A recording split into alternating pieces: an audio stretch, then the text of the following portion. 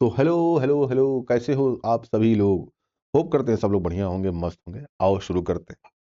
Final exam की strategy है और ये 30 दिन में हमको कंप्लीट करना है। हमारे पास 30 दिन पड़े हुए हैं, 30 डेज की ये स्ट्रैटेजी है और ये बेनिफिशियल है क्योंकि मैं तुमसे सीधे सीधे कह रहा हूँ कि मैं कोई टॉपर नहीं रहा हूँ। ठीक है, मैं अब कोई बहुत बड़ा टॉपर नहीं रहा हूँ। मेरे क्लास 10th में 58% थे। ठीक है, फिर 12th में आया तो 94% हुए। यहाँ से यहाँ जाने में मुझे ट्रिक्स पता है। ठीक है, तो मैं बहुत बड़ा टॉपर नहीं था। ये इन 2 सालों में मैंने क्या किया और कैसे किया, ये सारी चीज़ें मैं आपसे एक्सपीरियंस शेयर करूंगा। ठीक है, भले ही पुराना हो चुका हूँ बट एक्सपीरियंस तो है मुझे, और बहुत ज़्यादा। ठीक है, लाइफ ने जो सिखाया है, जो चीज़ें सिखाई हैं, वो मैं आपको सिखा रहा हूँ। कोशिश करूंगा कि आपको भी उस लेवल तक पहुंचा सकूं। ठीक है, चलो आओ शुरू करते हैं। तो 30 दिन की बात हो रही है। 30 दिन में हम क्या क्या कर सकते हैं जिससे हमारा अच्छा नंबर आ जाए। सबसे पहली बात यह है कि हम क्या करेंगे कि हमको सबसे पहले बात ये चाहिए कि हमको सबसे पहले असिस्ट करना है खुद को। कैसे असिस्ट करना है, आपको करीबन करीबन 1 से 2 दिन लेने हैं। 1 से 2 दिन लेने हैं खुद को असिस्टमेंट करने के लिए। अब ये असिस्टमेंट क्या होता है भाई? असिस्टमेंट का मतलब कि आपको पता होना चाहिए कि आप इन 2 दिनों में, सबसे पहली बात तो ये है कि जितने भी आपके जर जुगाड़ हैं, मतलब जितने भी बुक हैं आपके पास, जितनी भी बुक है आपके पास, उसको तो आप पहले जुगाड़ लो। बुक नहीं है किसी की भांज लो, बुक नहीं है बगल वाले से चोरी कर लो, बट जुगाड़ लो। किताब रखना, बिना किताब के पढ़ने मत जाना। भाई अगर बिना किताब के पास हो गए तो आपको दंडवत प्रणाम, भगवान करे कि आप ऐसे ही आगे बढ़ें। बट अगर आपके पास किताब नहीं है तो कोशिश करिएगा कि किताब जुगाड़ लीजिए। तो 2 दिन में आपको सबसे बड़ी बात यह है कि असिस्ट करना है खुद को कि भाई मेरे पास क्या क्या है, क्या क्या नहीं है इन 2 दिनों में। दूसरा पॉइंट क्या करना है हमको? दूसरा पॉइंट कोशिश करना है कि सिलेबस को पूरी तरीके से स्टडी करिए। ठीक है, टाइम दीजिए सिलेबस को। सबसे बड़ी बात है, जो लड़ाई लड़ने जाता है उसको पता होता है जी कि हमको भाई कौन सी बंदूक चलानी है। बिना बंदूक के आप चले जाएंगे लड़ने के लिए, चलो राजा हम तो तलवार से जीत जाएंगे, पता चला सामने बंदूक लेके खड़ा है कोई। या तुम बयान से तलवार निकाले, वो गोली मार के निकल गया, हट धाए धाए दो मारा, काम खत्म। तो सबसे जरूरी है कि जिस लड़ाई में आप जा रहे हैं उस लड़ाई में कौन सा हथियार यूज करना है उसका हमको पता होना चाहिए भाई। अब सामने बंदूक लेके खड़ा है, तुम तोप लेके खड़ा है, तुम तलवार लेके लड़ रहे हैं, हाँ राजा आज सब पार, इस पार उस पार, तो वो नहीं काम करना है खुद को। सबसे जरूरी है कि we need to know syllabus. तो सिलेबस जान लेना। बेटा सिलेबस के जाओगे, शब्द जानते हो, मुझे कहने की आवश्यकता नहीं है, बट रिले जाओगे। ठीक है, तो सिलेबस जान लो। और वो सिलेबस कहाँ से मिलेगा? बुक से मिलेगा, दोस्त से मिले, वो जो पढ़ने वाला हो उसके कान में फुसफुसा के ले लो, बट सिलेबस ले लो। सिलेबस बहुत जरूरी है। तो हमको क्या करना है, इन 2 दिनों में सिलेबस इकट्ठा करना है, बुक इकट्ठा करनी है। तीसरा पॉइंट, सबसे पहली बात तो हमको ये पता होना चाहिए कि हम पढ़े कितना है। अगर हमारे पास 3 बुक है, अकाउंट्स की बुक है, बीएसटी की बुक है, बीएसटी की बुक है और इको की बुक है, तो इन तीनों बुक में हमने क्या पढ़ा है, क्या पढ़ा है अभी तक, इन 6 7 8 9 महीनों में मैंने क्या पढ़ा है, ये हमको पता होना चाहिए। बात समझ में आई कि नहीं समझ में आई? नहीं पता रहेगा ले रहा जाके चलो ये पढ़ लिए ये पढ़ लिए, कुछ नहीं। सब कुछ धरा का धरा रह जाएगा, दम तुम्हेश्वर हो जाएगा तुम लोग के साथ। तो सबसे जरूरी है अपने को बुक इकट्ठा करनी है, अपने को सिलेबस पता होना चाहिए, अपने पास अकाउंट बीएसटी को, बाकी जो आपके अदर सब्जेक्ट है उनके सिलेबस को अच्छी तरीके से जान लीजिए। ठीक है, उसके बाद से सबसे बड़ी बात है कि उसको एनालाइज करिए कि आपको क्या क्या पता है। सबसे बड़ी बात है कि एनालाइज करिए कि आपको क्या क्या पता है।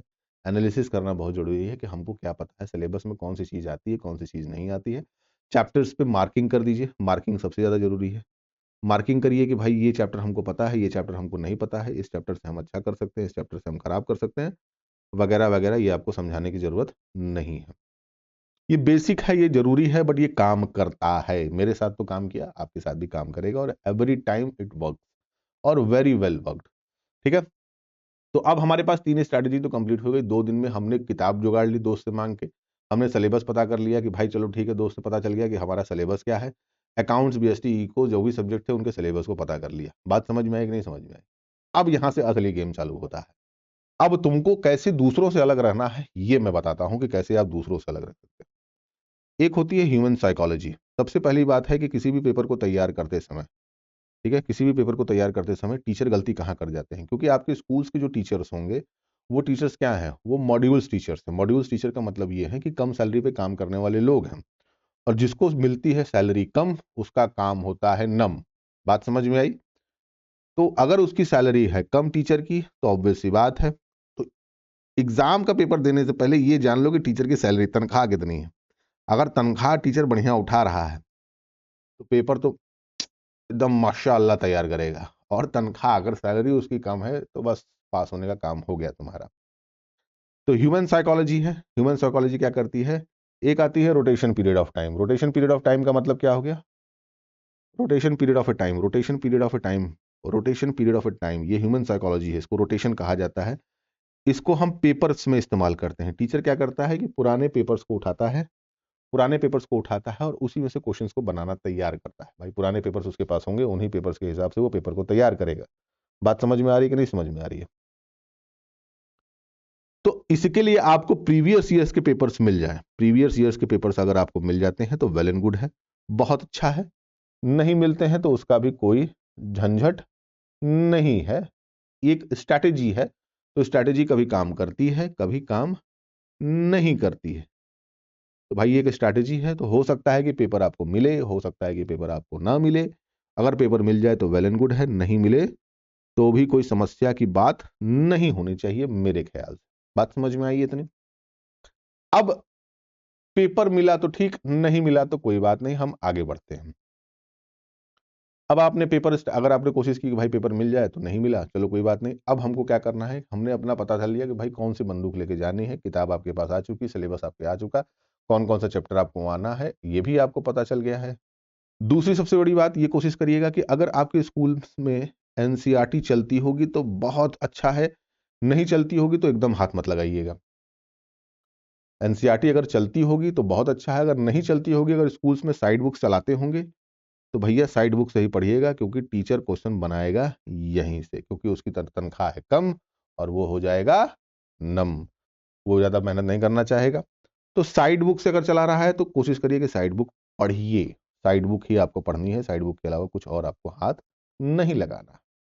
यहां तक आपके 2 दिन उखड़ चुके हैं, 2 दिन में आपको लगेगा कि कोई बात नहीं हुई, 2 दिन मैंने कुछ नहीं किया है, अगर पास होना है तो 2 दिन में आपने सिलेबस जुगाड़ लिया, 2 दिन में आपने असिस्ट कर लिया, क्या पढ़ा क्या नहीं पढ़ा ये भी आपने असिस्ट कर लिया कि भाई चलो ठीक है ये पढ़ा, उस पर टिक मार्क कर दिया, कौन कौन से चैप्टर्स हमने नहीं पढ़े वो भी हमको पता चल गया, हमने पेपर एनालिसिस कर लिया। अगर आपको पेपर मिलता है तो सबसे बड़ी बात कोशिश करिए कि आपको करीबन करीबन 3 ईयर का तो पेपर मिलना ही चाहिए। 3 साल का पेपर अगर आपको मिल गया तो समझ लीजिए आपका 100% काम हो गया, क्योंकि 3 ईयर में आपको ये समझ में आ जाएगा कि क्वेश्चंस के पैटर्न क्या हैं, क्वेश्चंस के पैटर्न क्या हैं, क्वेश्चंस के पैटर्न क्या हैं, क्वेश्चंस के पैटर्न क्या हैं। ठीक है? अच्छा, ये जरूरी नहीं है, ये जरूरी नहीं है कि टीचर, अच्छा एक बात और ये भी ध्यान दीजिएगा, कोई क्वेश्चंस के पैटर्न तो आप जान ही गए हैं, बट ये कोशिश करिएगा कि इन 3 सालों में टीचर का तबादला ना हुआ हो, मतलब कि कोई दूसरा टीचर ना आया हो, टीचर चेंज ना हुआ हो। अगर टीचर चेंज हुआ होगा तो ऑब्वियस सी बात है पेपर का मॉड्यूलेशन भी चेंज कर देगा। तो ये आपको ध्यान रखना है कि टीचर चेंज ना हुआ हो। 3 साल का पेपर आपके पास है तो 3 साल के पेपर को आप एनालाइज करिए, उसको फिर आप क्या करिए, क्वेश्चन को एनालाइज करिए, क्वेश्चन के पैटर्न्स को देखिए, कौन कौन से क्वेश्चंस फाइनल एग्जाम में आपसे पूछे जाते हैं, किस चैप्टर से पूछे जाते हैं। क्वेश्चंस के पैटर्न आपको चेक करना है, किससे, चैप्टर से तैयार करने हैं कि भैया इस चैप्टर से कौन सा चैप्टर हमारा इंपॉर्टेंट है, कौन सा चैप्टर हमारा इंपॉर्टेंट नहीं है। बात समझ में आ रही कि नहीं समझ में आ रही? दूसरा एक और चीज मैं आपको बता देता हूं, एक होता है alternative paper marking. Alternative paper marking का मतलब क्या हो गया? ये सब कुछ आपको इस्तेमाल करना है, क्योंकि ये ट्रिक है भाई। जब आदमी के पास स्मार्ट स्टडी करने का यही तरीका होता है कि हमको पता होना चाहिए कि हमें पढ़ना क्या है। बात समझ में आई कि नहीं समझी? गोली वहीं मारनी है सीधे की आंख पे लगे, जुट्ठे झुआ भर की किताब खोल के पढ़ोगे, ये पढ़ ले वो पढ़ ले, कुछ नहीं। मैं बताता हूं कि आपको पढ़ना क्या है। अल्टरनेटिव पेपर स्ट्रैटेजी कही जाती है। कहने का मतलब क्या है कि जो एक साल एक पेपर में क्वेश्चन पेपर तैयार किया होगा, मतलब कि अगर 2024 में जिस तरह का पेपर आएगा, टीचर कोशिश करेगा कि 2026 में वही क्वेश्चन आपको दे या उस चैप्टर से दे। जो 2025 में देगा उसको 2027 में देगा, या कुछ पेपर आपके 2025 के 2026 में भी मिलेंगे। तो ये पैटर्न होता है अल्टरनेटिव पेपर मार्किंग का, कि एक साल जो पेपर आया वो अगले साल पेपर उसका नहीं आता है, या कभी कभी वही पेपर आपको ठीक एग्जैक्ट मिल जाते हैं। कभी कभी न्यूमेरिकल्स आपके मैच करेंगे, न्यूमेरिकल्स की वर्डिंग बस भले होगी, बट न्यूमेरिकल सेम मिलेंगे आपको। तो यहां आपने 2 दिन में पूरा का पूरा असेसमेंट कर लिया, अब आपको पता चल गया, अब आप क्या है, अब आप 50% बैटल जीत चुके हैं। 2 दिन में आपने नींव खड़ा कर दिया, आपको पता चल गया कि आपको क्या पढ़ना है, व्हाट टू रीड। दूसरा, अब ये सब सारी चीजें आपको पता चल गया कि व्हाट टू रीड, क्या क्या पता चल गया, सब कुछ आपका डिटेल में आपको आपके पास आ चुका है। 50% आप लड़ाई जीत चुके हैं, आपने मैदान खाली कर दिया। अब आपको मैपिंग पता चल गई, आपको सब कुछ पता चल गया कि ये रजा, अब हम ऐसे करेंगे तभी मजा आएगा, नहीं तो नहीं मजा आएगा। अब आपकी लड़ाई जो होती है वो बचती है सिर्फ पेपर को तैयार करने के लिए। आपके पास कुल मिला के बचते हैं 27 दिन। ले रजा, मैं 3 दिन और निकाल देता हूँ, एक दिन मस्ती में चला गया, मान लो कापी किताब बटोरने में, इधर उधर करने में 3 दिन और 1 दिन और चला गया। अब मेरे पास बचते हैं 27 दिन। स्कूल जाना तो बंद कर दो, छोड़ो हटाओ, मतलब नहीं रखो, जाके कोई मतलब नहीं है, टीचर झूठे बेवकूफ बनाते हैं। अब 27 दिन में आपको क्या करना है, कुछ नहीं करना है। अब आपको टाइम निकालना है, एक स्लॉट बनाना है। सबसे जरूरी है टाइम का स्लॉट होना, सबसे जरूरी है टाइम का स्लॉट होना। टाइम स्लॉटिंग बहुत जरूरी है, अकाउंटेंसी के लिए, बीएसटी के लिए और इको के लिए। इनके लिए अलग से टाइम निकाल लीजिए। अकाउंटेंसी के लिए कम से कम 3 घंटा रखिएगा रखिएगा, क्योंकि न्यूमेरिकल है तो लगाना बहुत जरूरी है।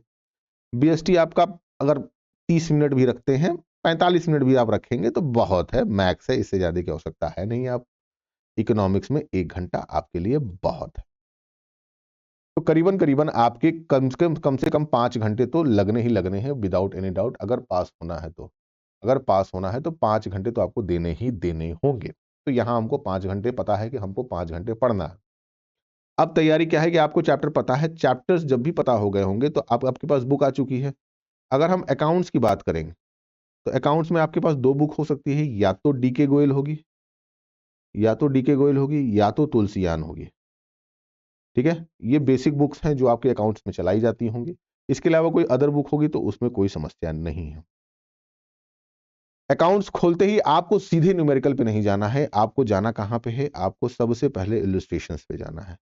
अगर आप बेसिक जानते हैं अकाउंट्स का, थोड़ी बहुत ऊपर नीचे आपको जानकारी है, तो आप कोशिश करिएगा कि इलस्ट्रेशंस लगाइएगा। बात समझ में आई? आपको इलस्ट्रेशंस खोलना है और इलस्ट्रेशन को पूरी तरीके से सॉल्व करना है, पूरी तरीके से सॉल्व करना है। यहां पे आप टाइम कैसे बचाएंगे, अब मैं बताता हूं कि आप टाइम कैसे बचाएंगे। इलस्ट्रेशन सॉल्व करना है, सॉल्व करते समय याद रखिएगा कि अल्टरनेट क्वेश्चंस आपको लगाने, अल्टरनेट क्वेश्चंस आपको लगाने हैं, अल्टरनेट क्वेश्चंस लगाने हैं। अल्टरनेट क्वेश्चंस का मतलब क्या लगाना है, 1 के बाद 3, 3 के बाद 5, 5 के बाद 7, 7 के बाद 9, 9 के बाद 11, 11 के बाद 13, ऐसे क्वेश्चंस आपको लगाने। बात समझ में आई कि नहीं समझ में आई? टोटल ओवरऑल आपको हर टॉपिक से कम 5 क्वेश्चंस तो लगाने ही लगाने हैं, कि हर टॉपिक के 5 क्वेश्चंस आप लगा चुके हो, आपको पता हो कि ये क्वेश्चन कैसे सॉल्व होता है, बेसिक हमको पता होना चाहिए। अकाउंट्स में पास होने का एक और तरीका मैं बताता हूं। अब आपने क्वेश्चंस लगाते समय यह ध्यान रखिएगा कि आप अपने फॉर्मेट्स को भी याद रखिएगा, फॉर्मेट्स को याद रखिएगा, फॉर्मेट्स को याद रखिएगा। एकदम आपको सॉल्यूशंस तो करना ही करना है, सॉल्यूशन के साथ साथ उसके आंसर्स क्या आ रहे हैं क्या नहीं आ रहे हैं मुझे उससे कोई मतलब नहीं। बैलेंस शीट मैच हो रही है, ट्रायल बैलेंस मैच हो रहा है, कुछ नहीं, कोई मतलब नहीं है। आपको सिर्फ ध्यान रखना है फॉर्मेट पे।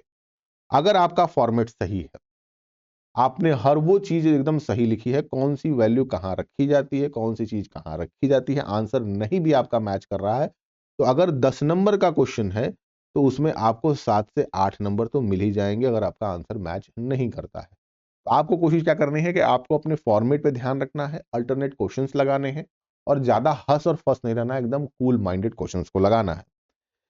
इसी के साथ साथ आपको थोड़ी बहुत थ्योरी भी पढ़नी होगी इन सारे सब्जेक्ट, सारे चैप्टर्स की। जो भी आपके चैप्टर्स होंगे, डेप्रिसिएशंस का हो, बिल ऑफ एक्सचेंज का हो, फाइनल स्टेटमेंट का हो, एडजस्टमेंट का हो, इसकी थ्योरी थोड़ी थोड़ी थोड़ी थोड़ी थोड़ी करके आपको पढ़ते जाना है। बस आपको इतना ध्यान रखना है। बात समझ में आई? दूसरा, आप प्रीवियस ईयर्स के क्वेश्चंस के मैपिंग करिएगा, पीवाईक्यूज जो भी आपके पास रहे होंगे उनसे मैच करिएगा कि कौन सा चैप्टर कहां से आता है। ये तभी हो पाएगा कि जब आपने सारे चैप्टर्स को लगा लिया। तो अभी आपको पीवाईक्यूज की तरफ ध्यान नहीं देना है, अभी आपको कोशिश करना है कि हर चैप्टर लगभग लगभग मैं टच कर सकूं, ताकि मेरा कोई क्वेश्चन छूट भी रहा है तो कम से कम मैं फॉर्मेट तैयार कर दूं तो उस फॉर्मेट का नंबर मुझे मिल जाए। तो आपको कोई क्वेश्चन छोड़ना नहीं है, सारे क्वेश्चंस को अटेम्प्ट करना है, सारे क्वेश्चंस को आप अटेम्प्ट करेंगे, किसी भी क्वेश्चन को आपको छोड़ना नहीं है। कोई भी क्वेश्चन आपका एकदम एकदम ब्लैंक नहीं होना चाहिए, कुछ ना कुछ करके आओ, बट आओ, भले आंसर मिले ना मिले उससे कोई मतलब नहीं, फॉर्मेट हमारा एकदम जरूरी है। ठीक, इतना कर देंगे आपका अकाउंट्स पास हो गया। अब आते हैं हम बीएसटी की तरफ, अब हम आते हैं बिजनेस स्टडीज की तरफ। अब हम आते हैं बिजनेस स्टडीज की तरफ। इसमें सबसे बड़ा एडवांटेज क्या होता है कि मैक्स करीबन करीबन 80% जो टीचर्स होती हैं वो फीमेल होती हैं। बात समझ में आई?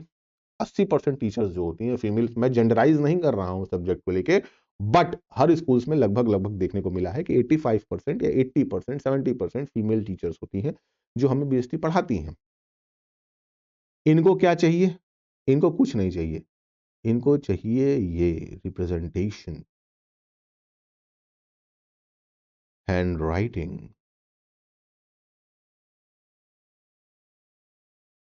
Question marking,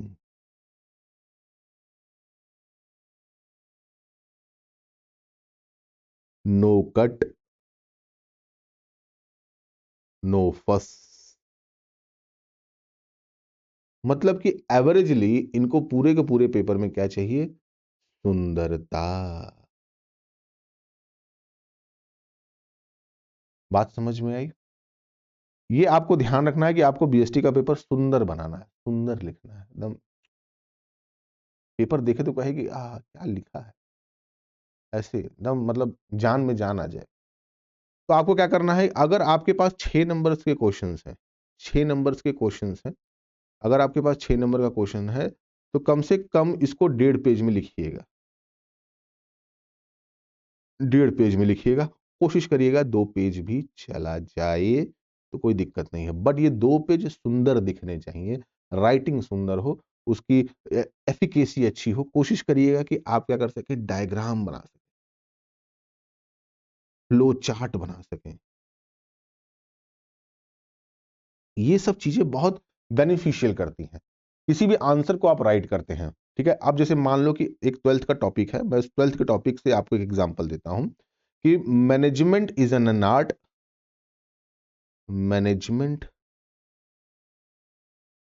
is an art, is an art getting done through other। अब ये क्वेश्चन मैंने आंसर लिख दिया कि management is an art getting done through other. इसको कैसे आप लिखेंगे कि टीचर को समझ में आए? तो देखो, किसी का हमको अटेंशन ग्रैब करना है तो उसको हमको हुक देना होगा। अब हुक कैसे होता है? यहाँ एकदम प्यारी सी ऐसी लाइन बना दीजिए, ओहो हो, ऐसे वाह वाह वाह वाह वाह वाह वाह वाह वाह वाह वाह वाह वाह। अब जब टीचर पेपर को देखेगा तो वो देखेगा कि management art getting done other, बस चेक, 2 मार्क के कंप्लीट। तो आपको एफिकेसी दिखानी है, टीचर को वही दिखाना है जो आप दिखाना चाहते हैं, जो आप पढ़े हैं, जो आपको लगता है कि ये सही है, टीचर को हमें वही दिखाना है, ना कि कुछ और। अब इसी में अगर हम बात करें तो इसमें मान लो कि मुझे 3 पॉइंट और बनाने हैं, 4 पॉइंट लिखने हैं, तो मैं कैसे लिखूंगा? ये परवेसिव होता है, परवेसिव होता है, कॉन्टिन्यूअस प्रोसेस होता है, फ्लेक्सिबल होता है। बात समझ में आई? अब ऐसे एक तो लाइन खींच लो प्यारी सी, और इसमें ऐसे ऐसे ऐसे भी दिखा सकते हो। बात समझ में आई कि नहीं समझ में आई? एक तरीका ये हो गया, एक तरीका क्या हो गया, एक तरीका क्या हो गया कि यहां पे हमने लिख दिया मैनेजमेंट, यहां पे हमने लिख दिया परवेसिव, यहां पे हमने लिख दिया फ्लेक्सिबल, यहां पे लिख दिया हमने कॉन्टिन्यूअस। इसको हमने ऐसे किया, इसको हमने ऐसे किया, इसको हमने ऐसे किया, और इसको ऐसे ऐसे और ऐसे दिखा दिया। देखो बन गया ना। तो आपको एफिकेसी दिखानी है, कोशिश करना है कि आप एफिकेसी को दिखा सके। इसमें मैंने आपको कहा था कि 30 से 45 मिनट क्या करना है, रीड करना है, सिर्फ रीड करिए, रीड करिए, रीड करिए, रीड करिए। ठीक, क्वेश्चन मार्किंग में समझा देता हूं कि क्वेश्चन मार्किंग कैसे होगी। इसकी क्वेश्चन को मार्किंग होगी तो उसकी आपकी सॉल्यूशन कैसे देना है। 1 नंबर का क्वेश्चन होगा तो 1 पॉइंट, 1 पॉइंट। 2 नंबर का क्वेश्चन होगा तो 2 पॉइंट।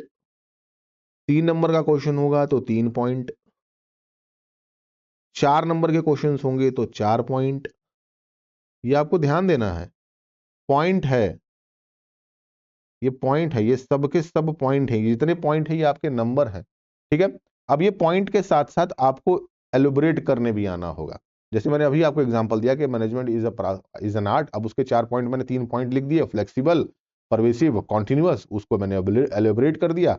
तो अब उसमें डायग्राम भी है, उसमें उसका पॉइंट भी है। अब यहां देखोगे तो यहां लिखना है management is pervasive in nature. मैंने अभी एग्जांपल दिया, परवेसिव इन नेचर। अब क्या करना है, इसको ऐसे लाइन खींच दो, इसकी ऐसे लाइन खींच दो, इसकी ऐसे लाइन खींच दो, और इस लाइन के बाद यहां से इसको एलिबरेट करना चालू करो, यहां से इसको एलिबरेट करना चालू करो। ठीक है, यहां से इसको ऐसे एलिबरेट करना चालू करो। उसके बाद अगला, management is continuous process, continuous process. तो ये भी ऐसे कर दो, इसको भी ऐसे ऐसे ऐसे ऐसे ऐसे ऐसे ऐसे ऐसे ऐसे ऐसे ऐसे ऐसे ऐसे। बात समझ में आ रही है। तो ये प्रोसेस तुमको अपने दिमाग में रखना है, इन प्रोसेस के थ्रू आपको काम करना है, बाकी और कुछ नहीं है, सिर्फ रीड करना है। ओनली रीड, सिर्फ रीड करिए, कुछ आवश्यकता नहीं है आपको कुछ और पढ़ने की, सिर्फ रीड करिए। पॉइंट्स को दिमाग में रखिएगा, पॉइंट्स याद रहेंगे तो चीजें भी आपको याद रहेंगी, इसमें आप अच्छा नंबर गेन कर सकते हैं। अगला पॉइंट आता है इकोनॉमिक्स का, सबसे ब्यूटीफुल सब्जेक्ट, सबसे बढ़िया मार्किंग के लिए। इसमें 50-50% का चांस होता है फीमेल और मेल का। जो बीएसटी पढ़ाएगी हो सकता है कि वही टीचर आपको इकोनॉमिक्स भी पढ़ाएगा। बात समझ में आ रही है। तो अगर 50% भी मेल होते हैं, कभी कभी फीमेल भी होती हैं, तो उसमें हमको ध्यान नहीं रखना है। इसमें कुछ नहीं काम करेगा, इसमें सिर्फ काम करेगा आपका क्या, इसमें सिर्फ आपका काम करेगा कॉन्सेप्ट, ओनली कॉन्सेप्ट, इसके अलावा और कुछ काम नहीं करेगा। तो यहां पे आपको जब भी आप बुक लेके बैठिएगा तो सिर्फ क्या करना होगा, आपको कॉन्सेप्ट की मैपिंग करनी होगी, आपको कॉन्सेप्ट समझना होगा, इसके अलावा कोई समझ में कोई आपको दिक्कत नहीं होनी चाहिए। कोशिश ये करिएगा कि इसमें घुमाइए मत, इसमें आपको बहुत ज्यादा घुमा के नहीं लिखना है, आपको सिर्फ टू द पॉइंट रहना है। क्या रहना है, टू द पॉइंट, क्या है क्या नहीं, काम खत्म। टू द पॉइंट लिखिए, नंबर पाइए, घर जाइए। कुछ नहीं, कोई हिक एंड फ्रिक नहीं, ये कर देंगे वो फलाना ढिमा कुछ नहीं, टू द पॉइंट लिखिए, काम खत्म, आगे बढ़िए। टू द पॉइंट लिखना है आपको। तो हमें कोशिश करना है कि हम टू द पॉइंट रहें, क्या है पेपर में क्या नहीं आ रहा है, टू द पॉइंट, उसके अलावा हमें किसी और चीज की आवश्यकता नहीं है। बेसिक हमारा यही स्ट्रैटेजी है।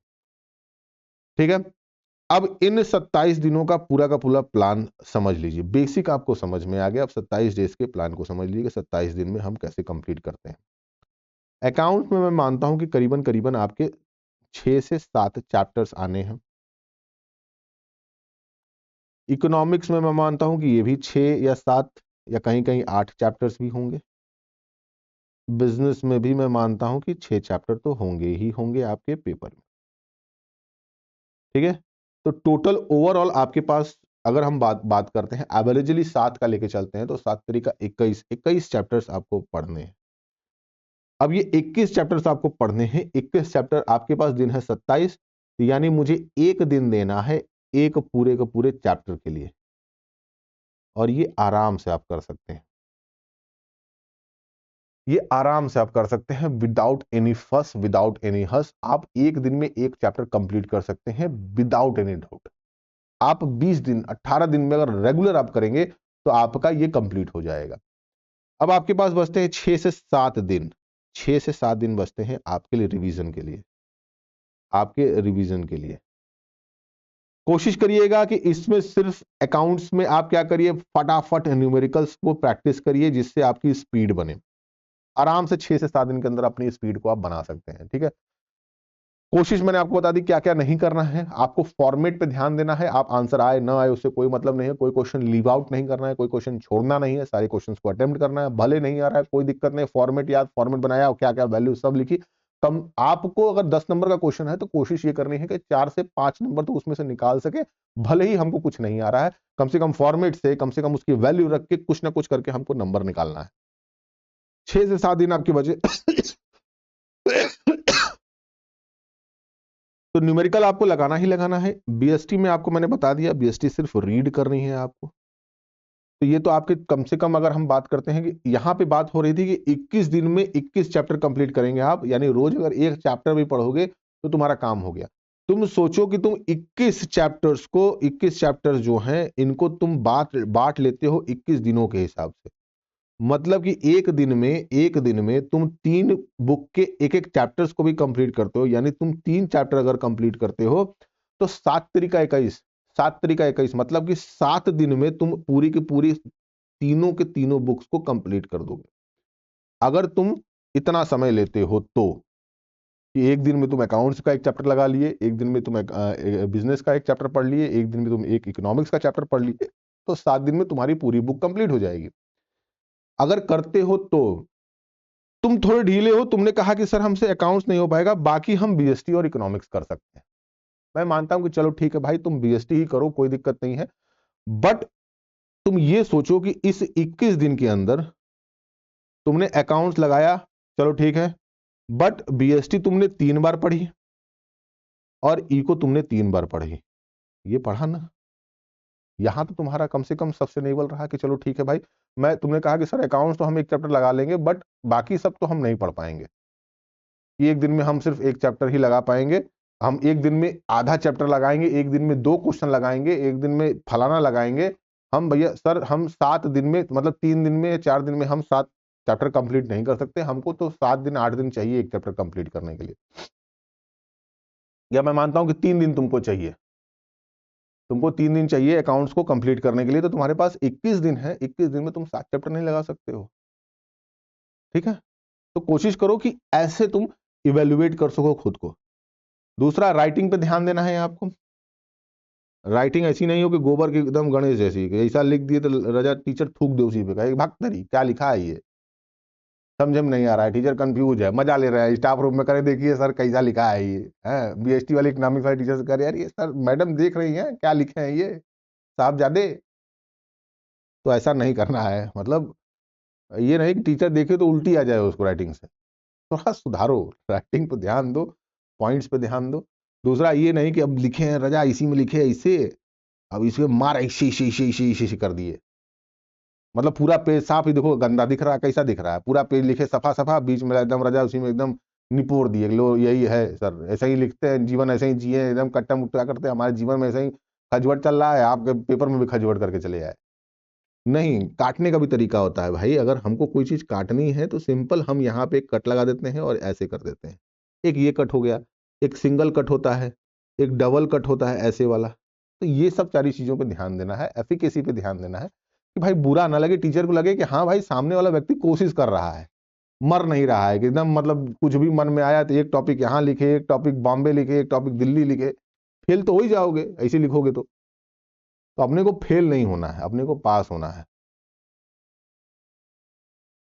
ठीक है, तो ये रहा आपका पूरा का पूरा स्ट्रैटेजी, और इस पे काम करो और सही अच्छा काम करेगा यार, ये खुद वेल एंड टेस्टेड है। ठीक है, और प्लीज आप लोग से हम्बल रिक्वेस्ट है, प्लीज इसको बढ़ाओ यार, क्या कर रहे हो भाई, ये क्या, व्हाट इज दिस, इसको यहाँ लेके जाओ यार।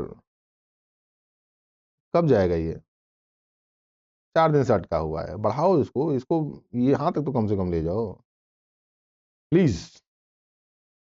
तो मिलते हैं कल इसी समय इसी वक्त, तब तक के लिए सब सही, दुध दही।